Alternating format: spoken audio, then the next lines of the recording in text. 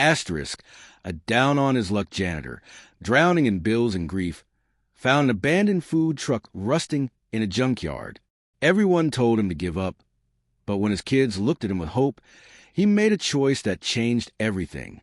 This is a story of how one man's desperation became a $10 million miracle. Asterisk, before we dive into this incredible journey, make sure to subscribe, hit the like button, and turn on notifications so you never miss an inspiring story like this. Now, let's begin. The breaking point. The rain tapped relentlessly against the window of Marcus Wheeler's tiny apartment, a steady rhythm that matched the heaviness in his chest. The dim glow of a single lamp barely lit the cramped living room, where his 10-year-old daughter, Sophia, and 8-year-old son, Jaden, sat at the folding table, quietly eating cereal for dinner. Again, Marcus leaned against the kitchen counter, gripping the edge until his knuckles turned white. The stack of bills in front of him, electric, rent, hospital, seemed to grow taller every time he blinked. His janitor's paycheck from Lincoln Elementary wasn't enough. It was never enough. "Dad!" Jaden's small voice broke through his thoughts. "Can we have pancakes tomorrow?" Marcus forced a smile, the kind that didn't reach his eyes. "Yeah, buddy, maybe." Sophia, always too observant for her age, frowned at him. She knew. She always knew. The phone buzzed. Another text from his landlord, Mr. Harris. "Rent due. Last warning." His stomach twisted. He was already 2 weeks behind. If he didn't come up with the money by Friday, they'd be out on the street. He rubbed his face, exhaustion weighing on him like a second skin. 2 jobs, janitor by day, stocking shelves at a grocery store by night, and still he was drowning. The medical bills from his late wife's cancer treatments had bled them dry. 2 years since she'd passed, and the debt still followed him like a ghost. A sudden knock at the door made all 3 of them freeze. Sophia's spoon clattered against her bowl. Jaden's eyes widened. Marcus took a slow breath before walking to the door. He already knew what it was. Sure enough, when he opened it, there was no one there, just a folded piece of paper on the floor. He didn't need to read it to know what it said. Final notice. Eviction in 72 hours. His hands shook as he crumpled it in his fist. "Dad." Sophia's voice was small. "Are we going to be okay?" The question hit him like a punch to the gut. He wanted to lie. To tell her yes, of course, everything's fine. But the word stuck in his throat. Instead, he walked over and pulled both of them into a tight hug. "I'm going to figure something out," he whispered. That night, after the kids were in bed, Marcus sat on the edge of his worn-out couch, head in his hands. He had no family left to ask for help, no friends who could loan him money, no options. He needed a miracle. With nowhere else to go, he grabbed his jacket and stepped out into the cold, letting the rain soak through his clothes as he walked aimlessly through the streets of Pittsburgh. His mind raced, side gigs, odd jobs, anything that could bring in fast cash. And then, like a sign from the universe, he saw it. At the far end of a run-down scrapyard, half hidden behind a pile of rusted metal, sat an old food truck. The paint was peeling, the tires were flat, and graffiti covered the side. But there, barely hanging on, was a faded sign. "For sale, $500. Marcus stared at it, heart pounding. It was a crazy idea. Impossible, even. He didn't know the first thing about running a food truck. But as the rain dripped down his face, he heard his wife's voice in his head, clear as day. "You've always been a fighter, Marcus." He took a step forward, then another, and just like that, the first spark of hope flickered in his chest. The gamble. The scrapyard smelled of rust and rain, the scent clinging to the air as Marcus stepped closer to the abandoned food truck. Up close, it looked even worse. Dental on the side, a cracked windshield, and a door that hung crooked on its hinges. But beneath the grime, he could still see the faded outline of its former name, Mama Rosa's Kitchen. His fingers brushed against the chip paint. $500. That was all it would take to own it. The problem? He only had $300 left in his wallet, the last of his emergency cash. Taking a deep breath, he pulled out his phone and dialed the number scrawled on the for sale sign. A gruff voice answered on the third ring. "Yeah." I'm calling about the food truck, Marcus said, trying to sound confident. The one in the scrapyard off 5th Street. A pause, then a dry chuckle. That old piece of junk? You serious?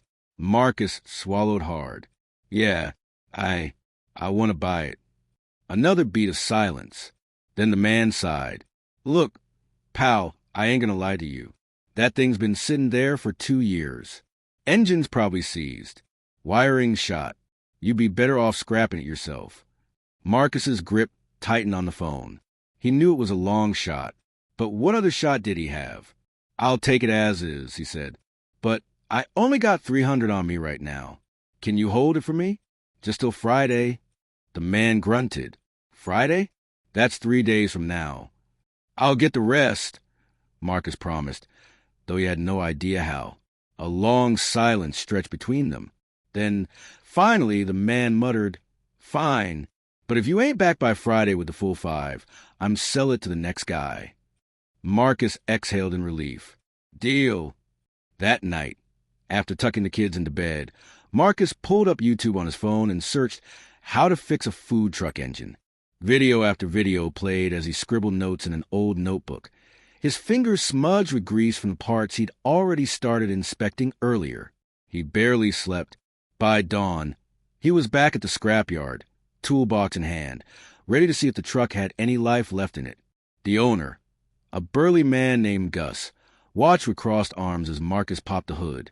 You really think you can get this thing running? Gus asked skeptically. Marcus wiped sweat from his brow. I don't have a choice. For hours, he tinkered, checking the battery, cleaning corroded wires, praying under his breath. And then, with a turn of the key, nothing. His heart sank, but he wasn't giving up. Not yet. On the second day, he returned with a borrowed jumper cable and a can of starter fluid. This time, when he turned the key, the engine sputtered once, twice, then roared to life with a sound like a dying animal. Gus actually laughed. Well, I'll be damned. Marcus grinned, exhaustion forgotten. It was running. Barely, but it was running. That small victory carried him through the next hurdle, figuring out how to actually use the truck. He had no recipes, no permits, no clue where to even start. Then, on his 3rd night working on the truck, a voice cut through the quiet. That carburetor's shot. Marcus turned to see a man in his 50s leaning against a nearby pile of scrap metal, arms crossed. He wore a grease-stained apron and had the weathered look of someone who'd spent years in the kitchen. Marcus frowned. You know engines? The man smirked. Nah, but I know food trucks. Used to run one myself. He stepped closer, eyeing the rusted grill inside. Name's Rico.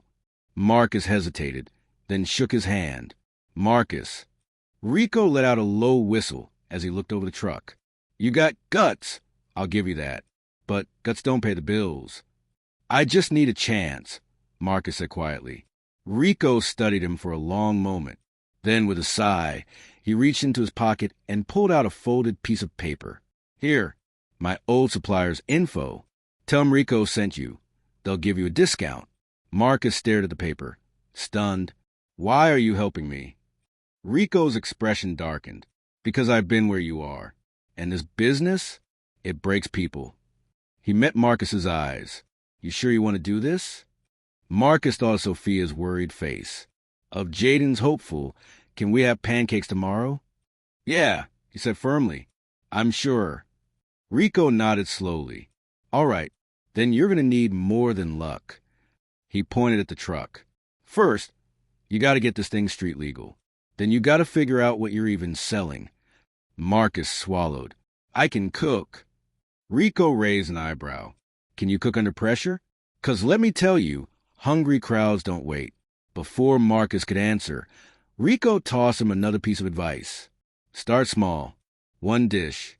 Master it. Then with a half smile, he added, and for God's sake, clean the damn grill before you serve anything. Marcus laughed. The first real laugh he'd had in months. But his relief was short-lived. Because the next morning, as he parked the truck outside his apartment to show the kids, a white van pulled up beside him. A man in a uniform stepped out. Health Department. Let's see your permits. Marcus's blood ran cold. He didn't have any. And just like that, his dream was seconds away from being shut down, before it even began. The inspection. Marcus' throat went dry as the health inspector, a stern-faced man with a clipboard, stepped closer to the truck. His badge read Officer D. Greer. "You got a permit for this?" Greer asked, nodding at the truck. Marcus swallowed hard. "Not yet. I just bought it." "Then it doesn't leave the spot until it's inspected and licensed."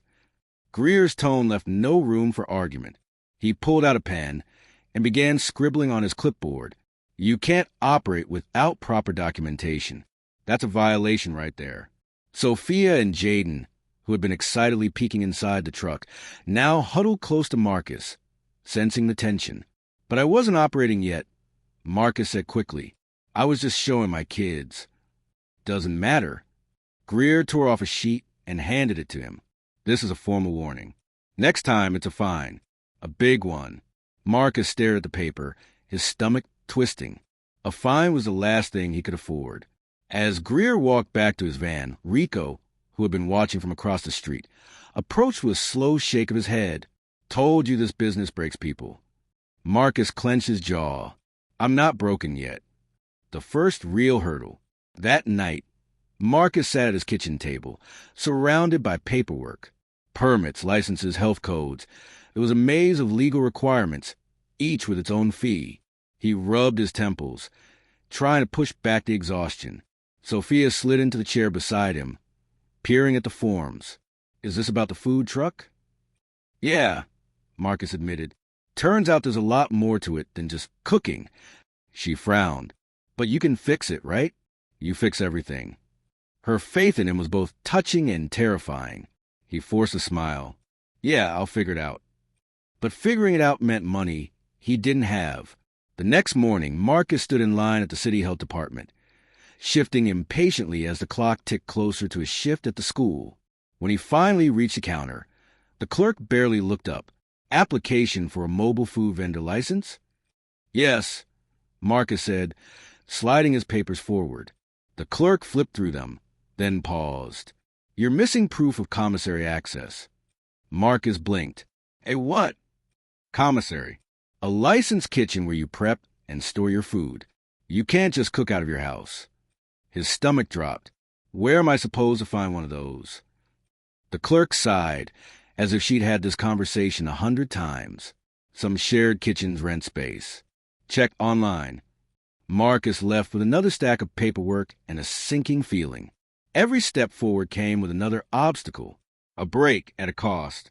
Later that week, Rico introduced Marcus to Luis, the owner of a small Mexican restaurant who sometimes rented out his kitchen after hours.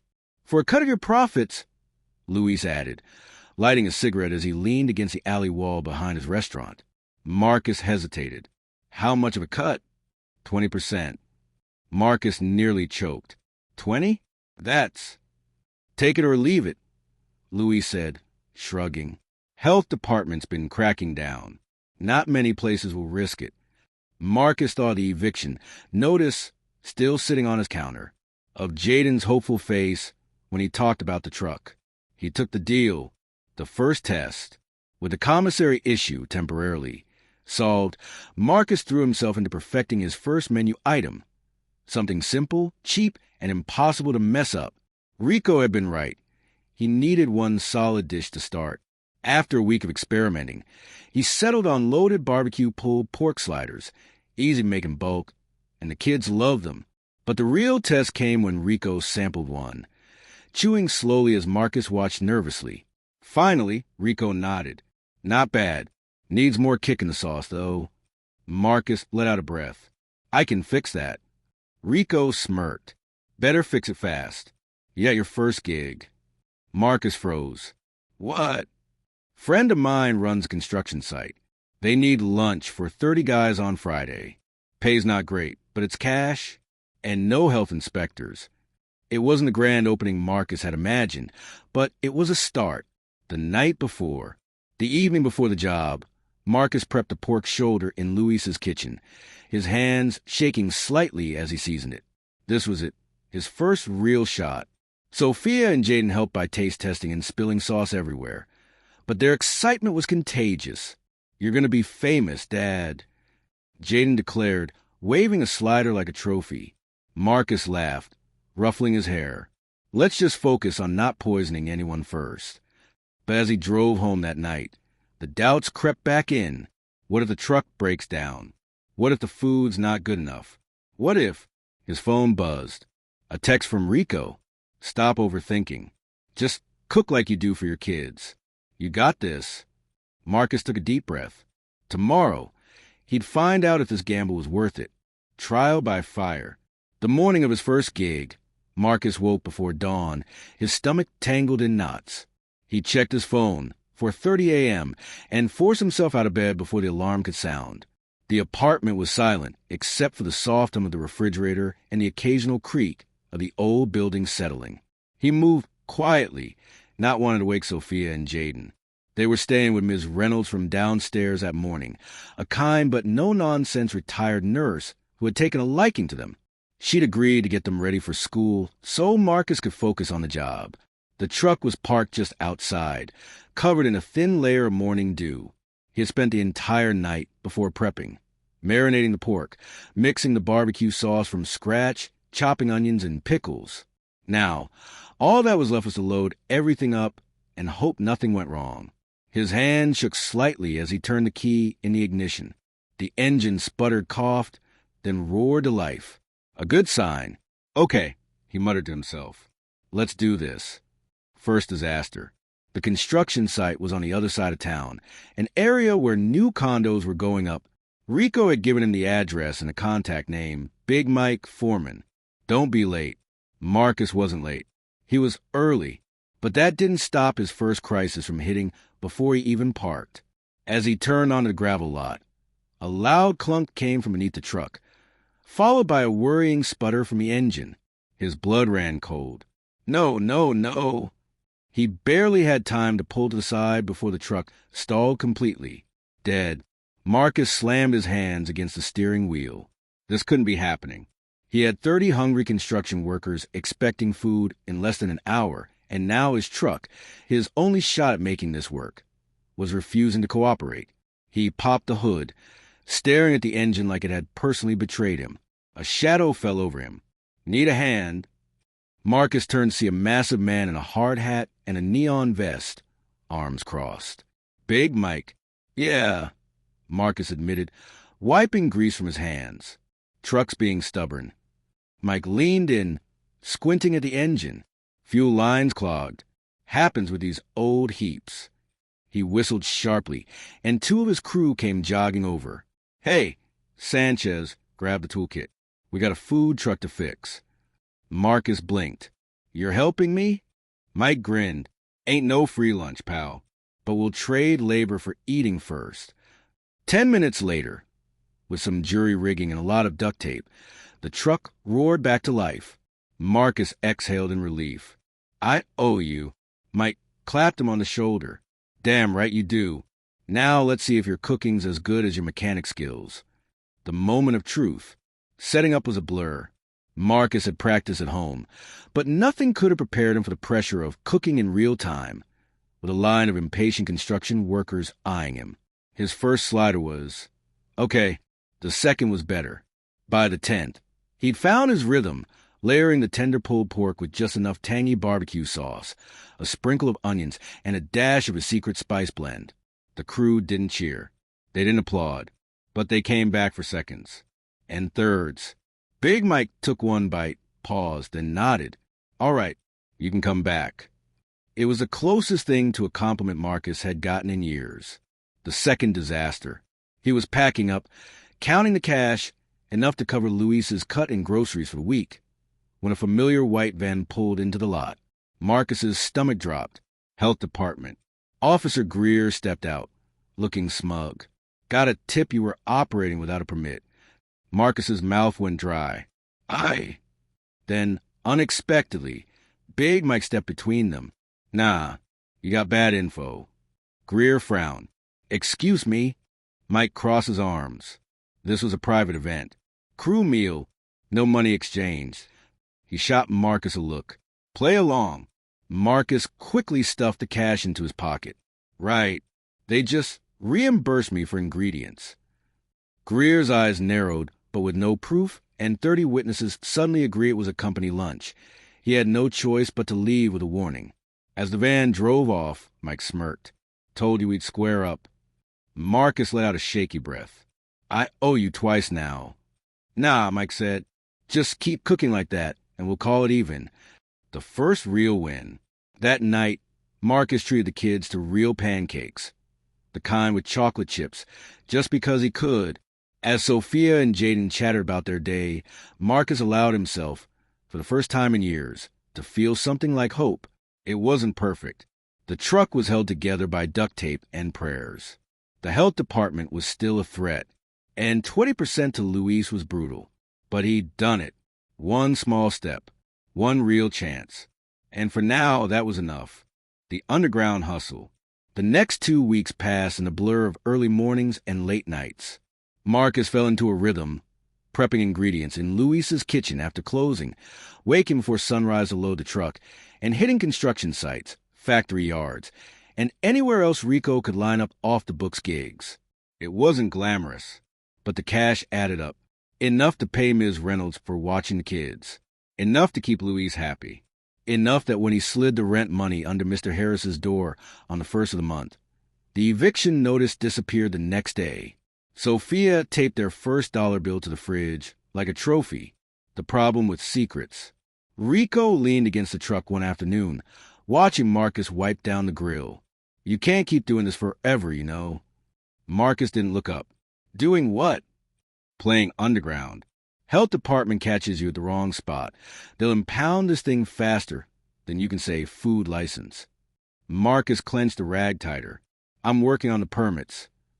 Working on it ain't the same as having it. Rico tossed him a business card. My cousin's a lawyer. Specializes in small business stuff. She'll get you legal for a favor. Marcus picked up the card. Elena Vasquez, ESQ, what kind of favor? Rico smirked. Cater her niece's quinceanera next month. The quinceanera gamble. 50 guests. A 3-course menu. And absolutely no room for error. Marcus spent nights testing recipes. Slow braised beef, citrus marinated chicken, cilantro lime rice, until even Jaden groaned. Dad, no more tasting. I'm going to turn into a taco. The day of the event. The truck died twice on the way to the venue. Elena's niece, a sharp-eyed 15-year-old named Isabel, folded her arms as Marcus frantically jiggled battery cables. You're not going to ruin my party, right?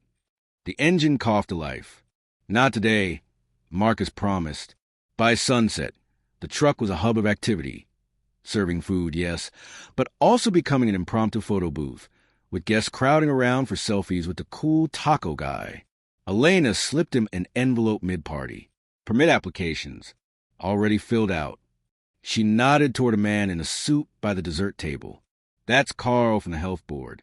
He thinks you're my full-time caterer. Marcus's pulse spiked. That's not exactly true. It will be, she said smoothly. If you keep cooking like this. The turning point. Carl didn't just approve the permits. He asked for Marcus's card. 2 days later, Marcus stood in Elena's office, staring at the freshly stamped license in his hands. Legal. Official. No more hiding. Rico clapped him on the back. Told you she was good. Elena smirked. Now pay me in sliders. The first real customer. Marcus parked the truck, now officially Wheeler's Bites, outside a downtown office building the following Monday. No shady deals. No looking over his shoulder. Just him, his food, and a line of curious office workers. A woman in a blazer took her first bite of a pulled pork slider and moaned, "Oh my God!" By noon, he'd sold out. As he drove home that night, Marcus realized something. For the first time since Lydia died, he wasn't just surviving. He was building something. And maybe, just maybe, that something could be big. The viral storm. The downtown office crowd changed everything. Word spread faster than Marcus could have imagined. By the third day of his new legal operation, the line at Wheeler's Bites stretched around the block. Bankers in $1,000 suits stood shoulder to shoulder with construction workers, all waiting for his now famous sliders. On Friday morning, a young woman in thick-frame glasses ordered 3 sliders, then pulled out her phone. Mind if I film this in my food blog? Marcus shrugged. Knock yourself out. He didn't think much of it until Sunday night, when Sophia came sprinting into the living room, waving her tablet. Dad, you're internet famous. The video had 400,000 views. The offer, Monday morning. Marcus arrived at his usual spot to find a gleaming black Mercedes parked in his space. A man in a tailored suit stepped out. Marcus Wheeler? Jake Thornton, Eater, Pittsburgh. He handed Marcus a business card, thicker than most steakhouse menus. We need to talk about your situation. Thornton gestured at the rusted truck, the folding table serving as Marcus's counter, the handwritten menu taped to the window. This isn't sustainable. You're sitting on a gold mine with duct tape, holding it together. Marcus crosses arms. What do you want? A partnership. My group invests in up-and-coming culinary concepts. We'd franchise Wheeler's Bites, get you proper locations. Marcus didn't let him finish. Not interested. Thornton's smile didn't waver. Think about your kids. Think about stability. That night, Marcus lay awake, Thornton's words echoing. Stability.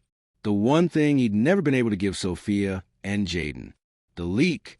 Wednesday's lunch rush was interrupted by a piercing shriek.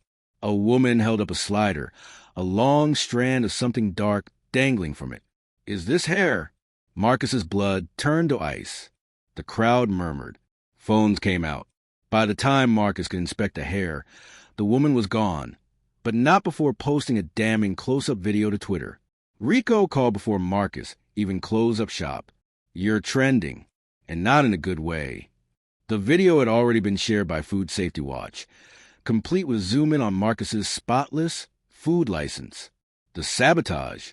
It wasn't until Marcus was scrubbing the truck at 2 a.m. that he found the evidence. A single long, dark hair taped to the underside of a spatula. Planted. His phone buzzed with a text from an unknown number. Partners now. Thornton's smug face flashed in Marcus's mind. Sophia found him sitting on the truck's bumper, head in hands.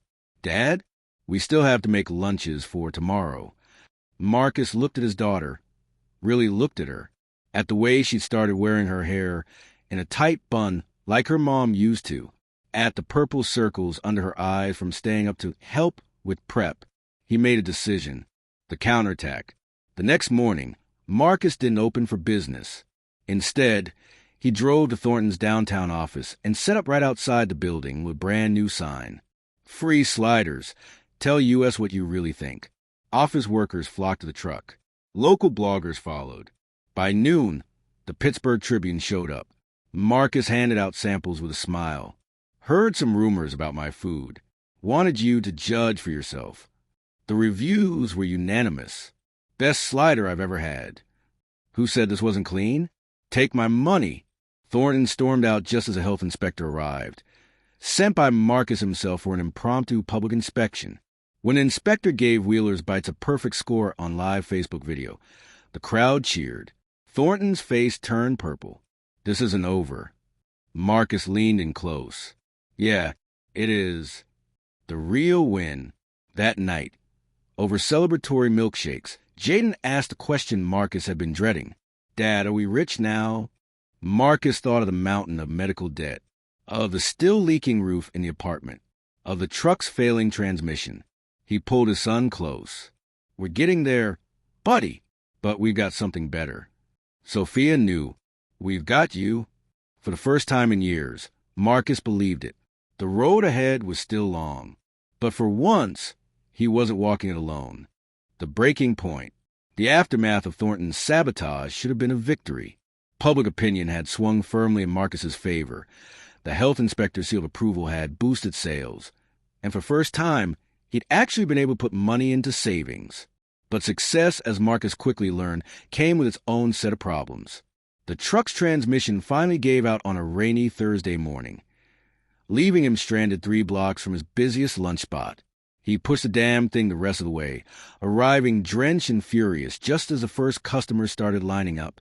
Then the refrigerator died. Then Luis raised his commissary cut to 30%. You're making bank now, Louis said with a shrug, blowing cigarette smoke in Marcus's face. Time to pay up. Marcus nearly punched a wall. Instead, he took a deep breath and started calculating. If he worked 7 days a week, used the overnight parking lot near the river as an illegal commissary twice a week, and cut back on ingredients, Dad. Sophia stood in the doorway of Louis's kitchen, her backpack slung over one shoulder. It was past midnight. Again, Marcus blinked grease out his eyes. What are you doing here? You should be asleep. Ms. Reynolds had to take her sister to the hospital. Jaden's at Mateo's house. She held up her phone. You didn't answer any of my texts. The screen showed 14 missed calls. Guilt settled heavy in Marcus's chest. He wiped his hands on his apron. I'm sorry, sophomore. Let's go home. She didn't move. You promised you'd come to parent-teacher conferences today. Shit, he'd completely forgotten. Sophia's eyes glistened in the fluorescent kitchen lights. Mr. Callahan said I might have to repeat 6th grade if my attendance doesn't improve. Marcus's knees nearly buckled. When had he last checked her grades? When had he even asked? The ultimatum. The school counselor's office smelled like stale coffee and industrial cleaner. Mr. Callahan, a tired-looking man with salt and pepper hair, slid a folder across the desk. Sophia is one of our brightest students, but she's missed 23 days this semester. Marcus flipped to the reports. All the early dismissals when Ms. Reynolds couldn't watch the kids. All the days Sophia stayed home because Jaden was sick. All the days he wasn't there. Callahan lowered his voice. Children's Services has been notified. Marcus's blood turned to ice. Not formally yet, Callahan added quickly. But if things don't change. The unspoken threat hung in the air. Marcus walked out of that meeting with 2 things. A signed agreement to attend family counseling. The crushing realization that he was failing the only thing that truly mattered. The late-night realization. That night, Marcus sat on the edge of Sophia's bed long after she'd fallen asleep, studying the dark circles under her eyes. He thought about the truck, about the long hours, about the way Jaden had started calling Rico Uncle because Marcus was never around. Was this really what Lydia would have wanted? His phone buzzed. Another text from Elena.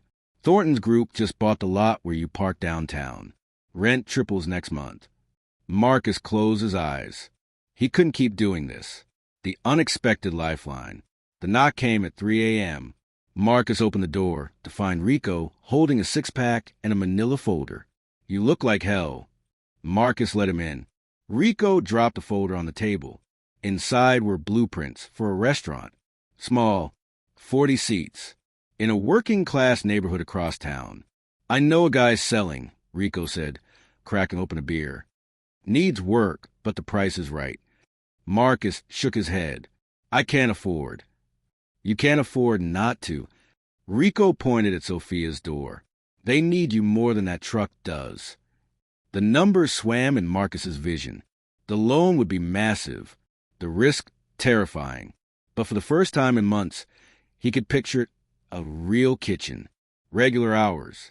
Sophia doing homework at the counter instead of falling asleep in Luis's back room. Rico clinked his bottle against Marcus's. What's it going to be, chef? The decision. Morning light was just breaking when Marcus made the call. The truck had given him everything, but some prices were too high to pay. Elena answered on the first ring. Tell me you're not calling to surrender. Marcus took a deep breath. I need you to negotiate one last deal. He could almost hear her smile through the phone. Now you're talking. The new beginning. The papers were signed within the week. Thornton got the Wheelers Bites name, the recipes, the social media accounts. Everything except the soul. Marcus got enough cash to buy Rico's restaurant outright.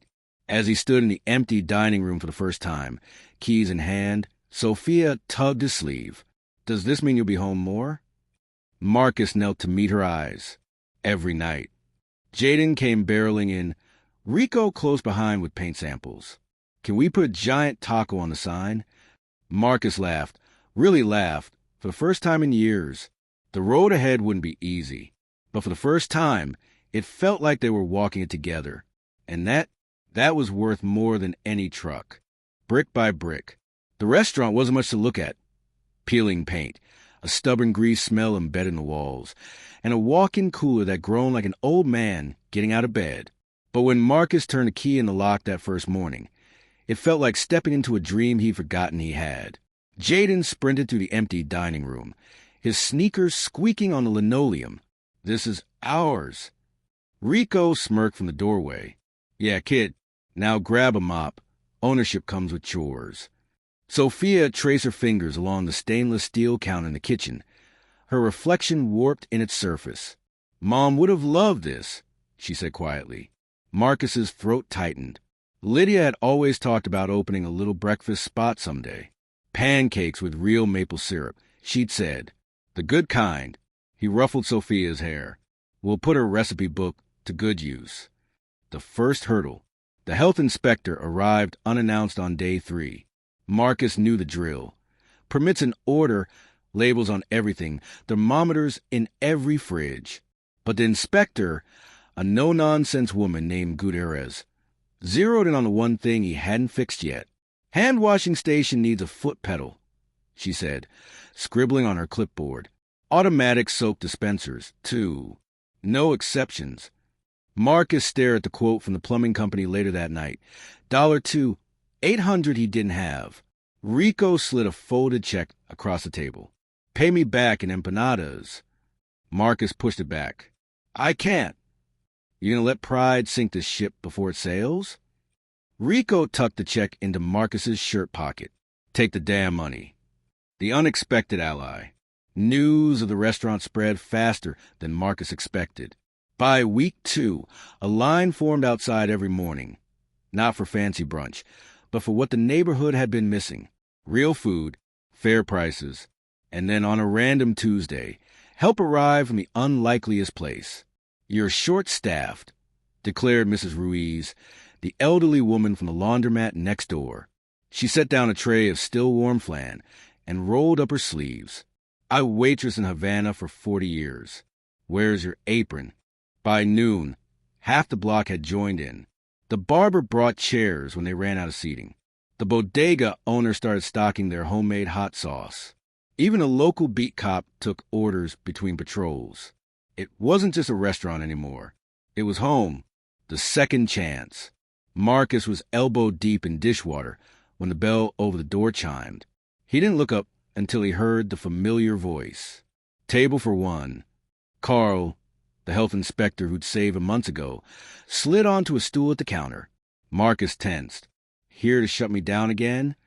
Carl shook his head. "Here to ask if you'll cater my wedding." He nodded toward the kitchen, where Sophia was teaching Jaden how to shape empanadas. "My fiancé saw your story online. Said if our marriage has half the grit your family does, we'll make it 50 years. Marcus set down the dish rag. "What's the catch?" "No catch." Carl hesitated. "But my uncle's a contractor. He could fix that walk-in for cost." For the first time in months, Marcus didn't look for the angle. He just said yes. The revelation. The real turning point came on a quiet Sunday night, after the last customer left. Marcus was reviewing the books when Sophia dropped a notebook in front of him. "What's this?"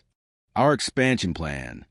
She flipped it open to reveal meticulously drawn floor plans, menu ideas, even a logo she designed, a stylized W with a tiny fork and knife crossed beneath it.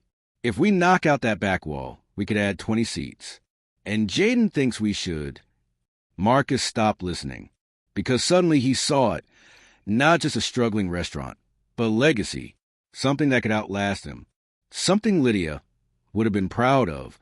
He pulled Sophia into a hug, her notebook pressed between them. "When did you get so smart?" She grinned against his shoulder. "I had a good teacher." The storm before the calm. Of course, nothing good comes easy. The next morning, the walk-in finally gave out, taking $800 worth of inventory with it. The plumbing backed up during lunch rush. And Thornton's lawyer sent a cease and desist letter, claiming Wheeler's Bites still owed royalties. But as Marcus stood in the wreckage of another disaster, something unexpected happened. Jaden handed him a wrench. Sophia called Mrs. Ruiz for backup. Rico showed up with a case of beer and a sledgehammer. And together, they got to work. because that's what family does. And this was just the beginning. The fight for home. The cease and desist letter sat on the counter like a live grenade. Marcus read it twice, the legal jargon blurring together into one clear threat. Change your name or face a lawsuit. Sophia snatched the paper before he could stop her. Her eyes scanned the page, then narrowed. They can't do this. Rico let out a low whistle. Thornton's out deep pockets, kid. Marcus rubbed his temples. The restaurant was finally breaking even, but a court battle would drain them dry. He thought about the cooler that still needed replacing, the plumbing repairs, the back wall they wanted to knock down. Every dollar already accounted for. Jaden kicked the counter. We should just punch him. Mrs. Ruiz smacked the back of his head lightly. Words first, Mijo. Then we break knees. The plan. Elena arrived within the hour, her heels clicking against the tile floor. She skimmed the letter, then smirked. They're bluffing. Marcus blinked. How do you know? Because if they had a real case, they'd have sued already. She tapped the letter. This is a scare tactic. Thornton knows you're gaining ground. Sophia pulled her notebook from under the counter, flipping to a dog-eared page. What if we change the name? Not because they told us to, but because we're bigger now. Marcus studied her sketch. The same stylized W logo, but now with Wheeler's Family Kitchen beneath it in bold letters. Rico nodded approvingly.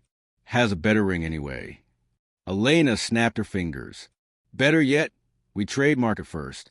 Make Thornton regret the day he messed with you. The battlefront. Rebranding wasn't just new signs. It meant rebuilding their entire identity. Website, social media, even the awning over the door.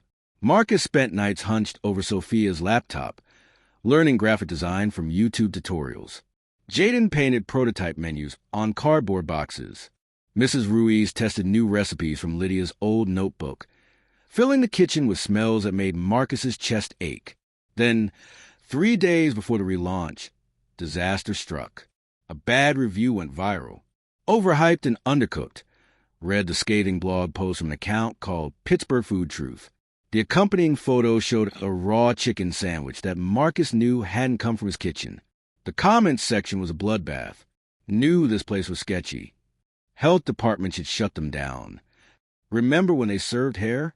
Sophia slammed the laptop shut. It's Thornton. It has to be. Marcus didn't doubt it. But proving it was another matter. The counterattack. They opened early the next morning to an empty dining room. No line. No regulars. Just silence. Jaden kicked at a chair leg. We should just close. Marcus was about to agree when the bell over the door chimed. Carl, the health inspector turned customer, walked in with his fiancée. Then Big Mike and 3 of his construction crew. Then the barber, the bodega owner, and a parade of neighborhood faces Marcus had come to know by name. Mrs. Ruiz emerged from the kitchen, wielding a platter of her famous ropa vieja. Who's hungry? The blog post still stung. The lawsuit still loomed. But as Marcus watched the dining room fill with laughter, he realized something. Thornton could take their name. He could smear them online. But he couldn't touch this. The unexpected weapon. The turning point came from an unlikely source. Isabel, Elena's niece, stormed into the restaurant after school, her phone in hand. You guys have to see this. She pulled up a TikTok video, a side-by-side comparison. On the left, the raw chicken from the bad review. On the right, a sandwich from Thornton's New Wheeler's Bites franchise. The same uneven cut, the same sesame seed placement, same photo, the caption read. Different restaurant. Who's lying? The video had 500,000 views. Sophia gasped. That's proof. Elena was already dialing her phone. No, kid. That's leverage. The choice. Thornton showed up in person that night. No suit. No smug grin. Just a manila envelope slid across the counter. Full withdrawal of all claims. He said stiffly, in exchange for no further social media exposure. Marcus didn't touch the envelope. Why the change of heart? Thornton's jaw twitched. Turns out people care more about a single dad feeding his kids than some corporate food chain. Sophia's TikTok revenge campaign had gone nuclear. Local news picked it up, then national. By sundown, hashtag Justice for Wheelers was trending. Marcus looked around, at Jaden grinning by the grill, at Sophia high-fiving Isabel, at Rico and Mrs. Ruiz bickering over spice levels. He pushed the envelope back. Keep it. We don't need your permission anymore. For the first time, Thornton looked at him with something like respect. This isn't over. Marcus smiled. Yeah, it is. The real victory. They unveiled a new sign the next morning. Wheeler's Family Kitchen in bold red letters, with Lydia's pancake recipe framed in the lobby. The line stretched around the block. As Marcus took his first order, a stack of those pancakes with extra syrup, Sophia squeezed his hand. We did it, Dad. He kissed her forehead. No, kid, you did. And for the first time since this whole crazy journey began, Marcus realized the best meals aren't cooked in trucks or restaurants. They're made at home, with family. Home at last. The scent of sizzling bacon and freshly brewed coffee filled Wheeler's Family Kitchen as the morning sun streamed through the windows. Marcus flipped a golden pancake with one hand while balancing a ticket order in the other. Around him, the kitchen hummed with life. Jaden carefully plating a stack of pancakes with too much syrup, Sophia calling out orders with the confidence of a seasoned hostess, and Mrs. Ruiz scolding Rico for sneaking bites of the ropa vieja before service. It had been 6 months since the rebrand.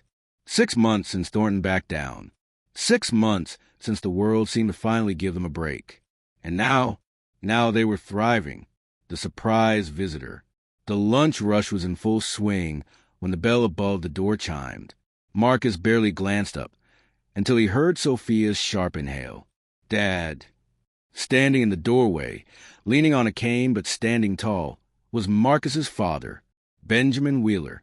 The man hadn't spoken to him since the funeral, since Marcus had refused to move back home after Lydia's death, insisting he could raise the kids on his own.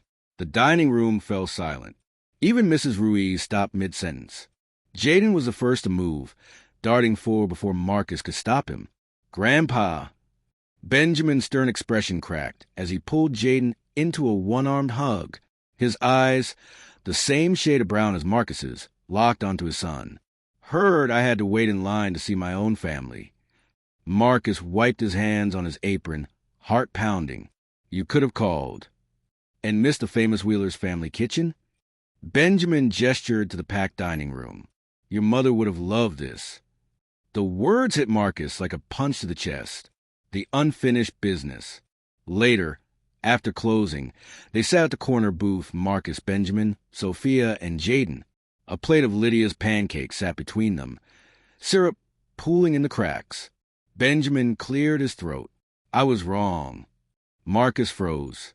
His father had never admitted fault in his life. You did what I couldn't, Benjamin continued, voice rough. When your mama passed, I shut down. But you, he nodded at the kids. You built something for them. Sophia reached across the table, squeezing her grandfather's hand. You helped too. Dad says your work ethic is why we never give up. Benjamin's eyes glistened. That's so. Marcus couldn't speak past the lump in his throat. The full circle. The next morning, Benjamin was back, this time in an apron, manning the grill beside Rico. Bacon needs another minute, he barked, swatting Rico's hand away from the stove. Rico grinned. Damn, Marcus. Now I see where you get it. By week's end, Benjamin had repaired the wobbly stools, repainted the trim, and, much to Jaden's delight, started teaching him how to make his world-famous scrambled eggs. It wasn't perfect. There were still burned pancakes, missed orders, and the occasional plumbing disaster. But it was theirs. The legacy. On their 1-year anniversary, they unveiled the final edition, a small plaque beneath Lydia's pancake recipe. For those we love, we build. The dining room erupted in applause. Regulars clinked coffee mugs. Mrs. Ruiz cried openly. Even Thornton sent a congratulatory email, which Sophia immediately deleted. As Marcus looked around at his family, his father flipping pancakes, Sophia balancing the books, Jaden charming customers, he realized something. The restaurant was never the dream. This was. The late nights, the burned meals, the fights and the laughter and the love that filled every corner of their messy, perfect life. Lydia would have loved it. The next chapter. As the crowd toasted, Sophia whispered in Marcus's ear, "I have an idea for a food truck." Marcus groaned. "Not again." She grinned. "Hear me out." If this story inspired you, hit that like button and subscribe for more real-life triumphs. And remember, no matter how hard life gets, your greatest strength is the people who believe in you. Now go build something amazing